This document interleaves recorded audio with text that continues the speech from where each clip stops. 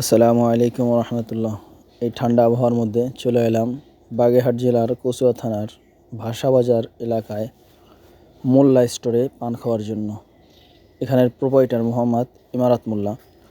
মামার দোকানে নাকি মিষ্টি এবং জর্দা পান খুব সুন্দরভাবে অনেক প্রকার জর্দার সংমিশ্রণে খুব যত্ন সহকারে বানিয়ে থাকেন তিনি।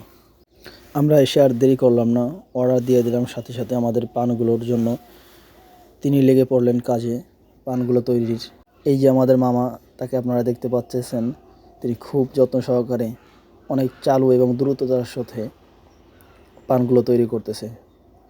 সবথেকে বড় আকর্ষণ হচ্ছে এখানে যে জর্দাগুলো পাবেন, এগুলো খুব প্রিমিয়াম জর্দা, যেগুলো অন্য অন্য দোকানে আপনার এই একই রকম জর্দা দেখবেন, কিন্তু ওইগুলো হচ্ছে আপনার নকল প্রোডাক্ট। কিন্তু এখানে অরিজিনাল জর্দাগুলো দিয়ে থাকে।